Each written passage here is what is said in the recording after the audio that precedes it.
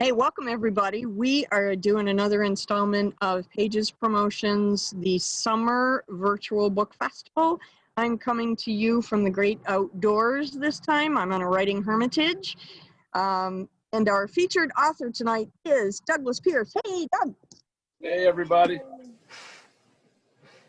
So, Doug and I met last summer at Book Cottage in Jackson. Yep. And we became fast friends, and so I'd like to tell you about his book. This is Omega Rising. It's got this really cool cover, and the cover is like super scary apocalyptic thing going on. It's really super neat. So Doug, I would love it if you would give us a brief synopsis of the book, pretty please. All right. Well, Omega Rising is the first book of a planned trilogy exploring the origins of Agent Rusty Bones, who is the FBI's first undead special agent. And he always puts the "un" in parentheses because he's dead, and he's kind of undead. But but anyway, it's something he likes to do. And so he starts out as a local police officer in Metro Detroit. Who is on a special task force with the FBI and undergoing special tests and training and such like that. And in the very first chapter, so this is not a spoiler alert, but in the very first chapter, he dies. He gets shot and he's killed on duty. And then the next chapter, he wakes up and he's trapped inside. If he's an undead agent, it would kind of be required that he dies, right? Exactly.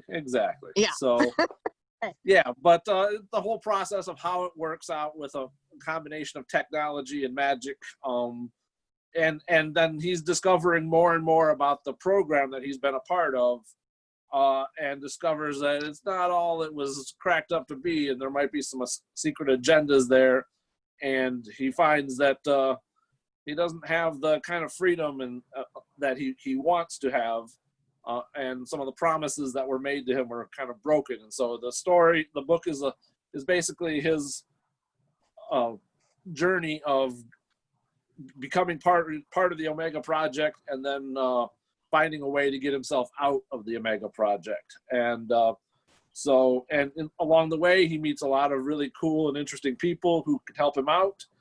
We see a lot of cool villains as well who have their own kinds of magic and are working to keep him stuck in his state of being sort of a pet zombie is what he feels like they're calling him. And so so the book is basically the beginning of that journey for him, becoming the undead special agent that he will become by the end of the trilogy. So. Awesome.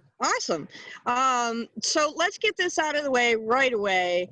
You're planning a trilogy. Does that mean you're a plotter? Pretty please. Do you outline? In this particular series, I do. I have outlined everything. Okay, thank God. Yeah. But I am not a normal plotter. Actually, I'm more of a pantser. Like my fantasy series, my high fantasy series is definitely I'm pantsing my way through that one. But okay. This series started out as a blog, actually. Blog about 15 years ago. I had a blog going on where I was in my mid-30s and I just needed to get back to doing some writing, and the only thing I had time for was a little bit of a blog post here and there every other day. And so I started a blog post series called Undead Man Blogging, and then so I just basically took it from the perspective of, okay, this character is writing about his sucky unlife, and so I'd make daily posts or nearly daily posts, and I would made some of the people he encountered were people that were friends of mine. I kind of made them characters in the series of posts. I'm sure they appreciated that. they did, and they got to, when they made comments on the posts, it was like the characters interacting with Rusty, and so that's fun. So it was kind of interactive, and so yeah, the raw material for this series of the trilogy is definitely all written out in the blog form that I had. Converting it over into novel, that takes a little bit of work to get it more of a novelized format. So, but yeah, do you have your other books handy so that we can show everybody? Sure. So, can you show us the other books that you've written and tell us a little bit about them? Because the only one I have on hand is Omega.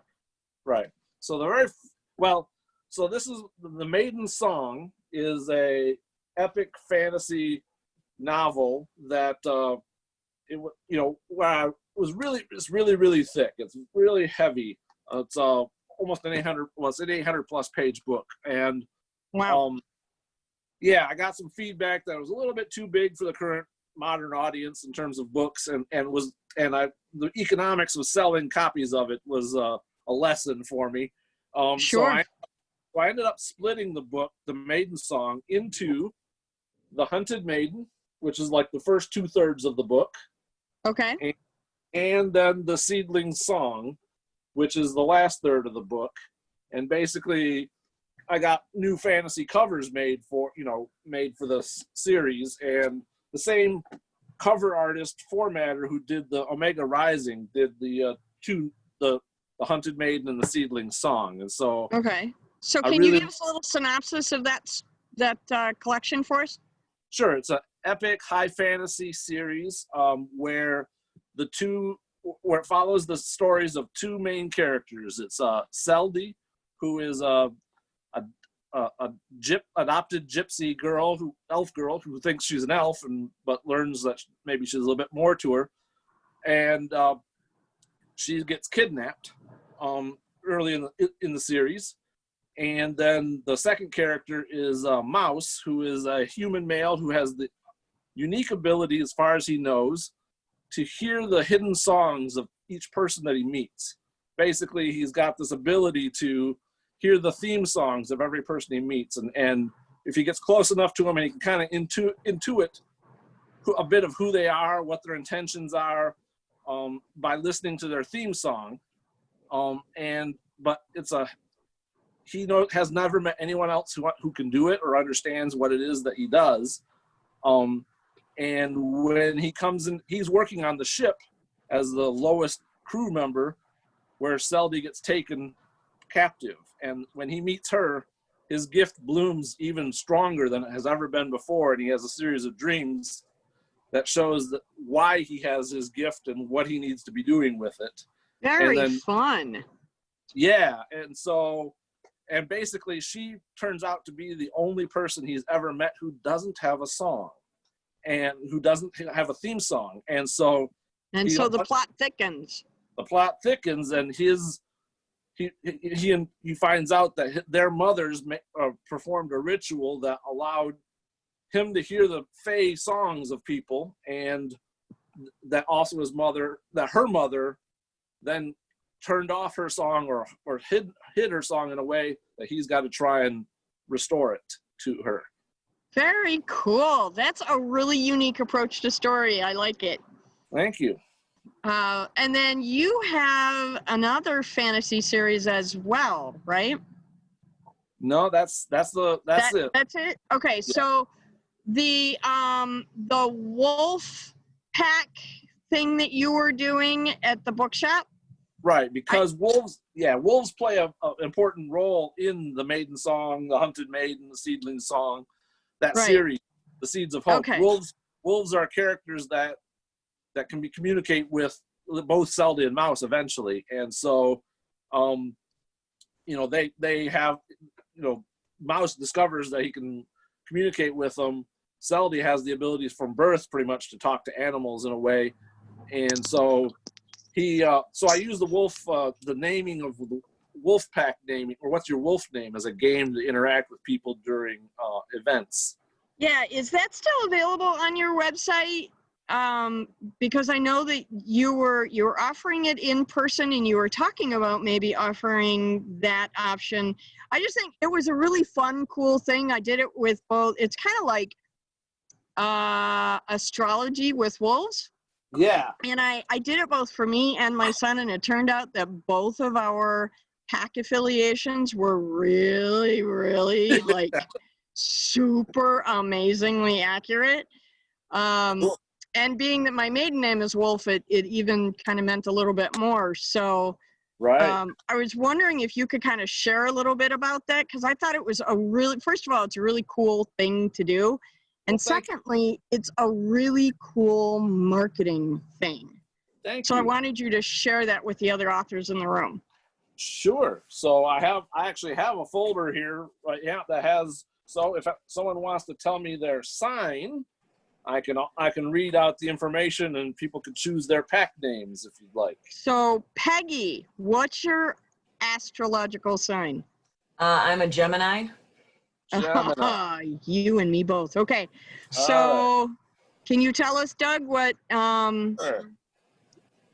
So yes, Jesus. Gemini are excitable and communicative. Pack members born under this sign are often seen as a social glue that keeps the pack together in times of stress. They often lead the songs of the pack, especially when part of the pack is away for any reason. They are happiest when surrounded by others. The wolves of this sign have names relating to how vocal they are.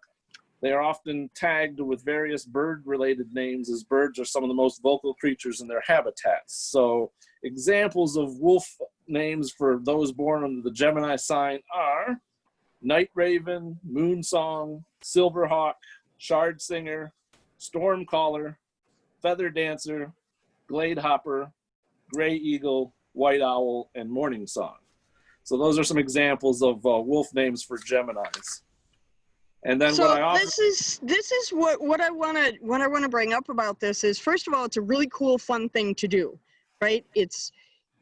As just an average reader person, when I went to the table, I went, okay, this is fun. Let's play this game and see what this is about. But it's also a really cool marketing thing. It draws people. I watched people go to your table just to find out what pack they fit into. right. So, so how did you come up with this as a marketing hook? What made you think, okay, I can take the zodiac and kind of manipulate it a little bit? How did you get that idea? Well, first, I came up, first of all, I went to a book signing event in Toledo, Authors and Dancers Against Cancer, and was my first book signing event as an author.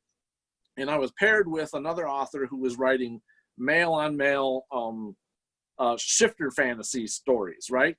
Okay. And so she had some games that she did, a series of games, like she was using like one of those things that kids do with the paper, and there's like things written outside The fortune teller. Yeah, fortune teller thing. Well, And she had, first of all, I wouldn't have thought that there would be that big of an audience for male shifter fantasy stories, love stories. And there were a lot of people who weren't particularly normally that, but they stayed and played her game, and they would buy books for people they knew who might be interested in male shifter fantasy type stuff.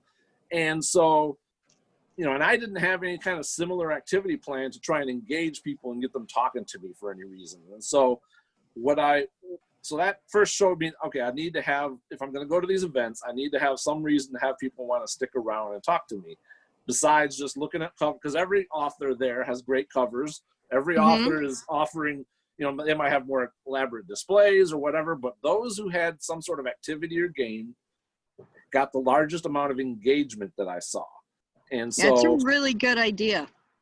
And so I said, all right, I need to come up with something. And then realizing my story, that one of the things that many readers would talk to me about was how much they loved Shadowfang, who is one of the main characters, like a wolf character who was part of the group with Seldy and Mouse.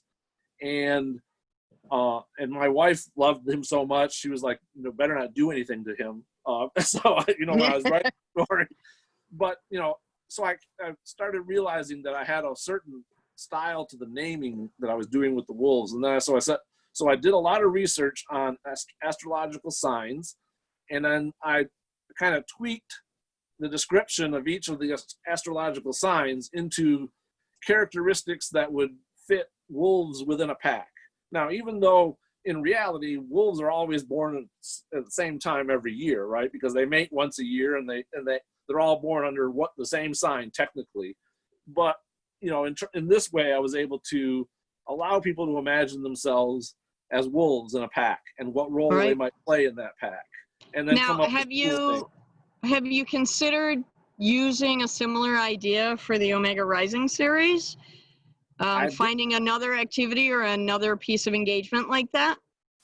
I have tried a couple of things on some of the Facebook parties I've done where I ask kind of people, you know, so Rusty Bones is a zombie, and he uses Dr. Pepper as one of the few things that he carries over into his zombie life, right?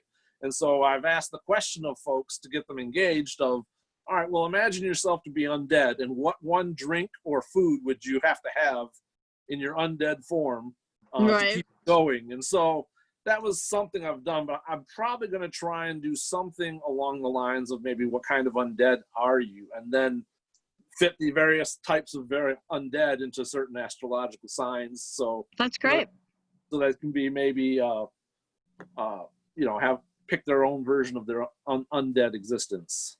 Excellent. Anybody have any questions for Doug? Questions, comments, intrigues? Go, Kate. I'm still raising my hand. I will. I'm doing it through the end of the month. Yes, okay, I am. Okay.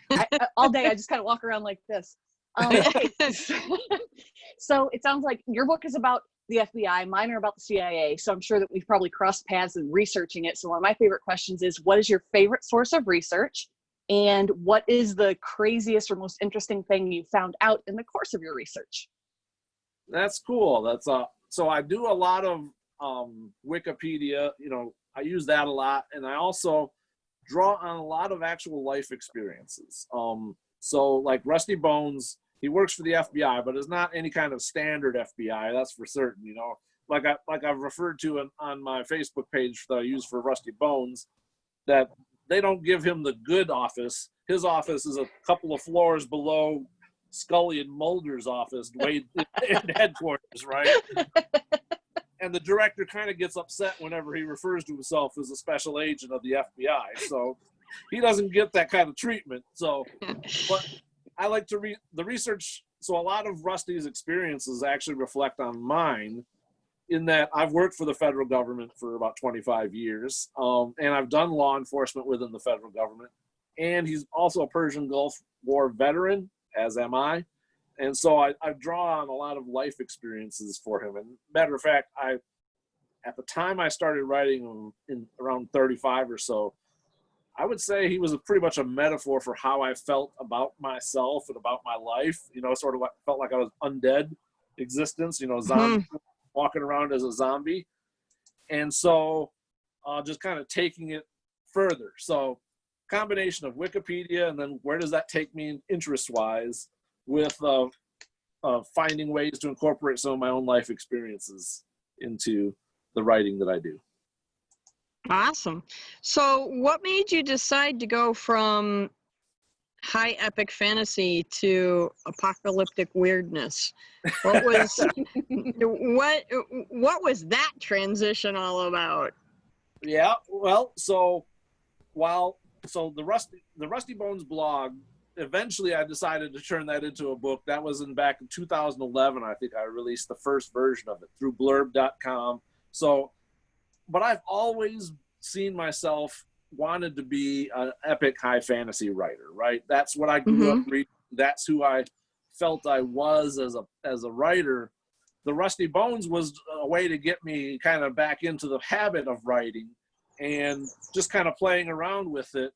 And people liked the story enough, you know, to get me to encourage it and encourage me to do it. So, and I've always liked, like, the X-Files was fun as a show to watch. Sure.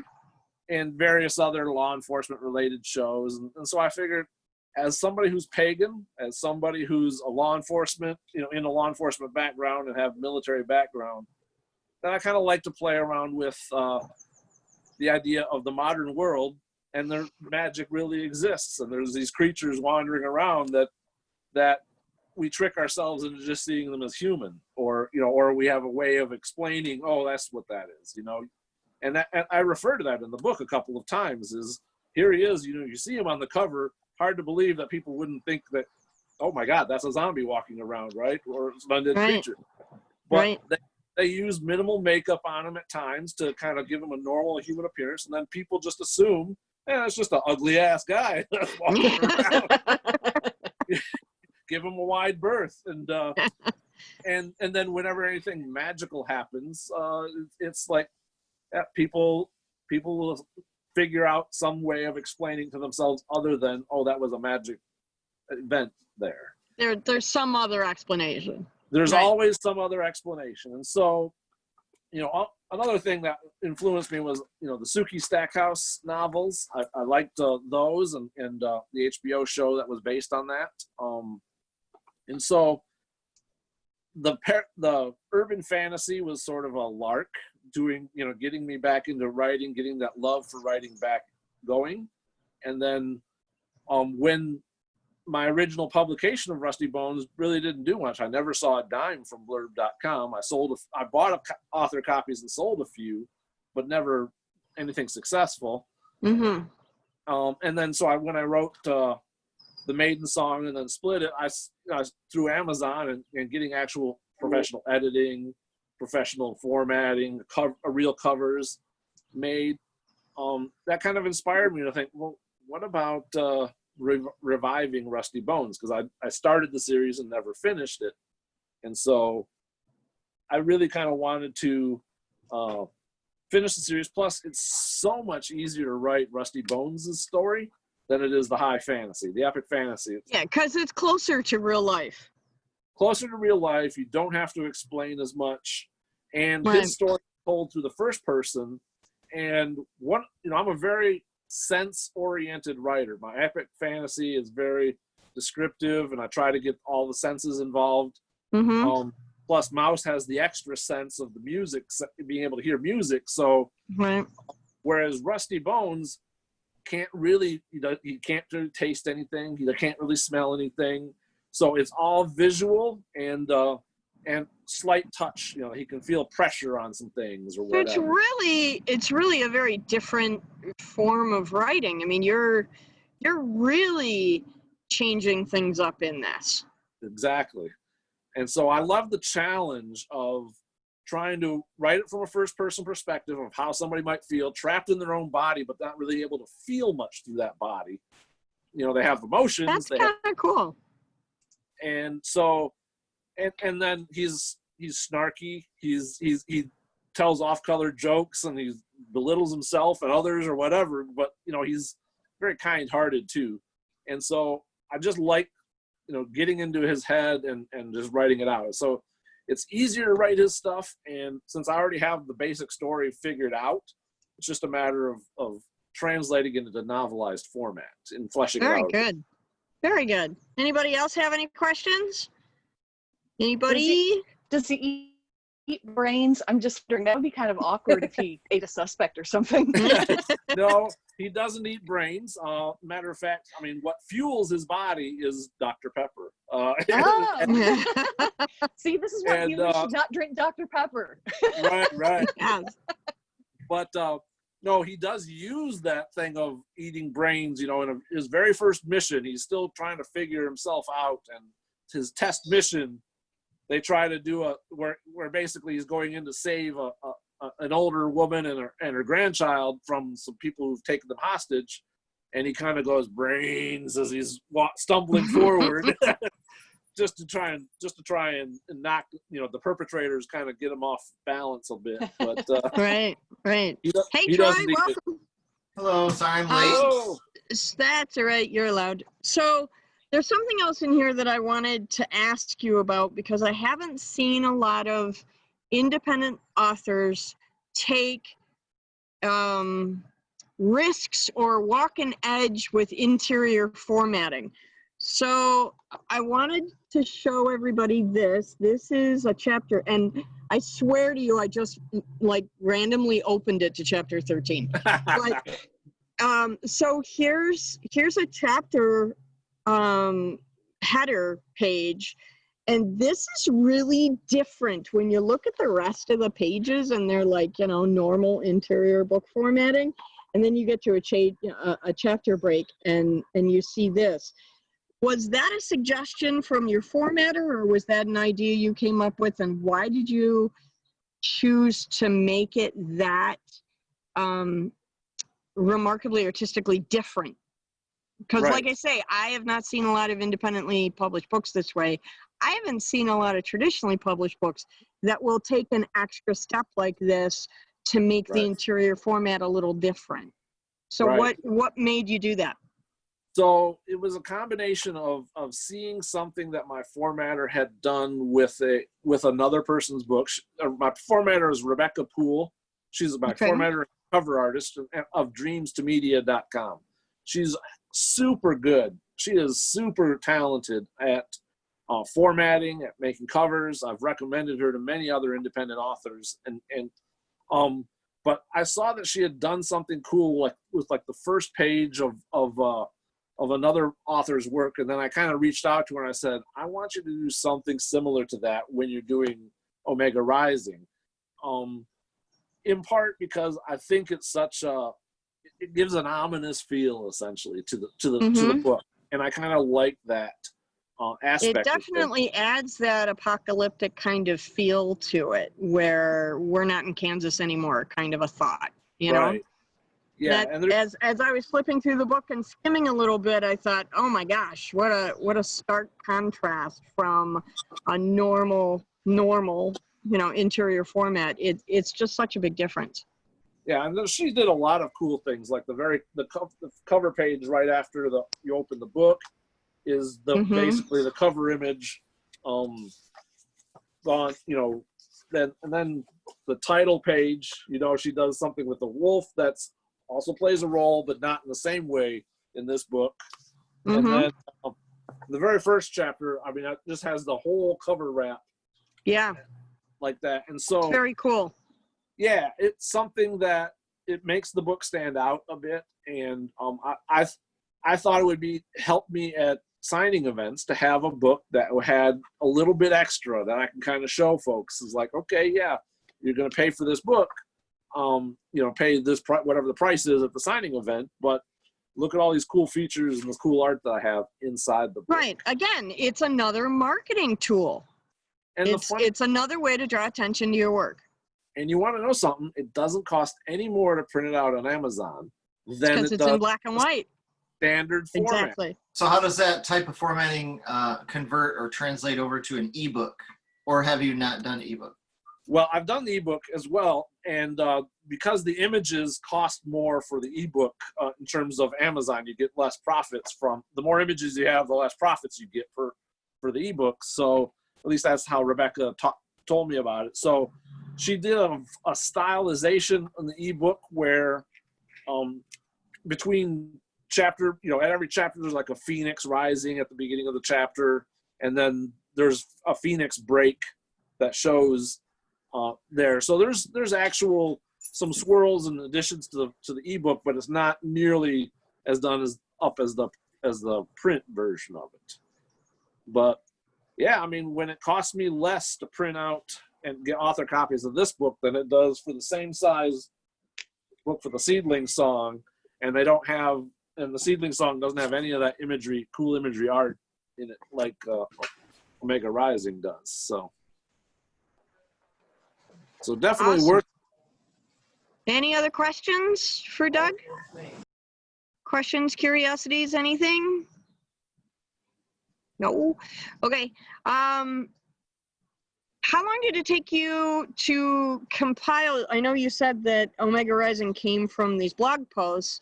When you actually sat down to compile all the blog posts and scrunch them all into some formula of a novel, how long did that process take? And then additionally, was it easier or more challenging through the edit process because you had already chunked it into blog posts?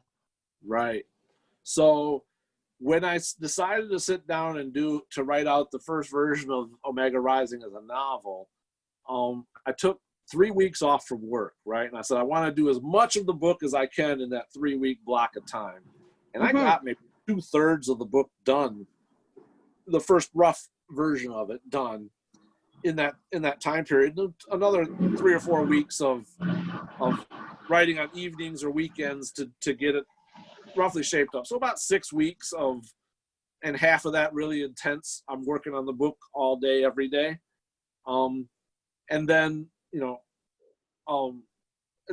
but then there's the editing, then figuring out, okay, how many blog posts does it take? So when you're writing a blog post, one little short blog post might end up being a chapter, or it might take 2 or 3 blog posts to equal one chapter. And so finding out the pacing of that, when I wrote it, I wasn't thinking of it in terms of a book. I was thinking of more along the lines of a serialized web experience, a blog. And so finding your plot points and your major breaks and stuff like that to kind of break up, scenes and acts within the book was a challenge. It took probably a year or two, about a year in terms of before I was satisfied with the edits on that first version of it. Again, that was using friends and myself to do the editing and not hire a professional. So when I hire a professional, it gets done in a month or less. So, Right. So it was, my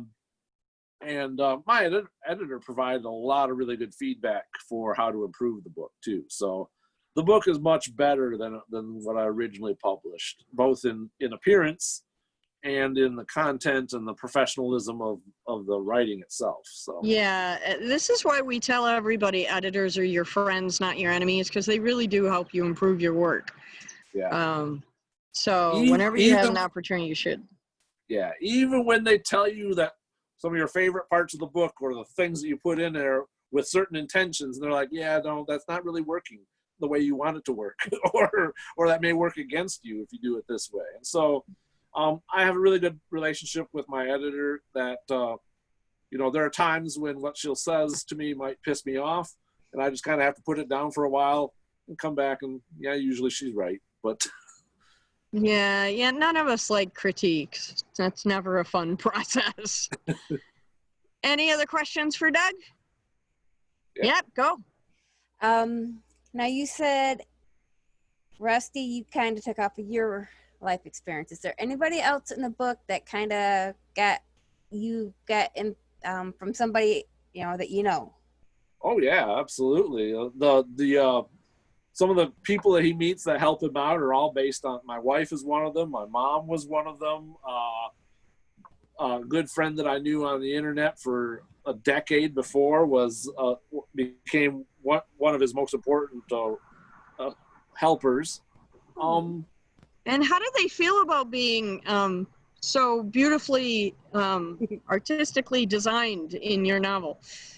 Well, they tend to love it because they're all also pagans, and so they belong to a group called the Organization of Responsible Casters, orcs for short, is kind of a jokey reference that they use. And I tried to make sure that they were each seen in a light that was flattering in many ways, taking some of their characteristics and stretching them a little bit, or so you didn't make any of your friends the villain or the antagonist in your book? No, I did not. Yeah, see, that saves you so much on law fees. Yeah, exactly.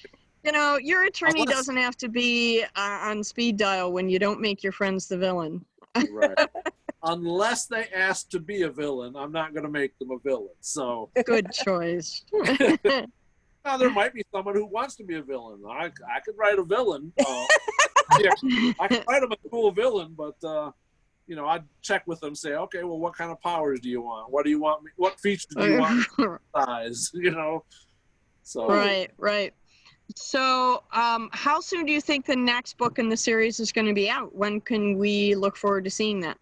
I am really, really hoping to have the book done by the Omega Falling to be done by the end of the year.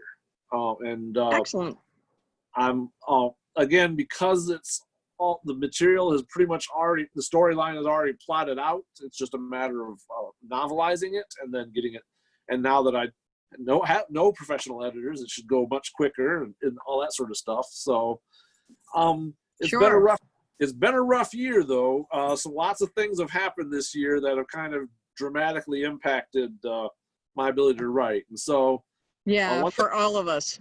yeah, exactly. I mean, the pandemic, you know, the stuff that's going on, stuff impacting at my workplace, and then of course, you know, my dad passing away and all that sort of stuff. So it's been a rough year, but I'm really hoping I can start getting back into it in July and use those months productively to get Omega Falling completed. Excellent. So next spring, when our festivals come back to life, you'll have Yeah. another book on your table. That would be my Fantastic. serious goal, yes. Excellent. Any other questions or queries for Doug? No? Okay, Doug, can you tell us a little bit about any promotions or specials and how readers can get signed copies of your books? Sure. So right now I'm still in the process of building out my actual website, so it's not active yet. But Omega Rising is available as a as a signed paperback that I can mail to anyone in the U.S.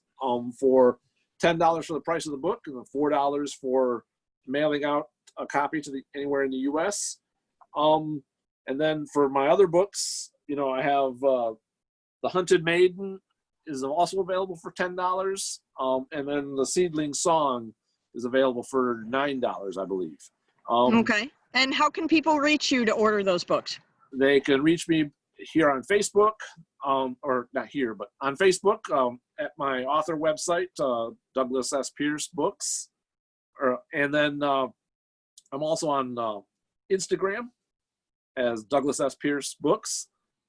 So commenting there or asking me, reaching out by direct message or through Messenger, or commenting on any of the posts in the virtual book signing that you'd like to get a copy of the book, I'll reach out to you and get email or get addresses. And I can take payments in various forms, PayPal, Excellent.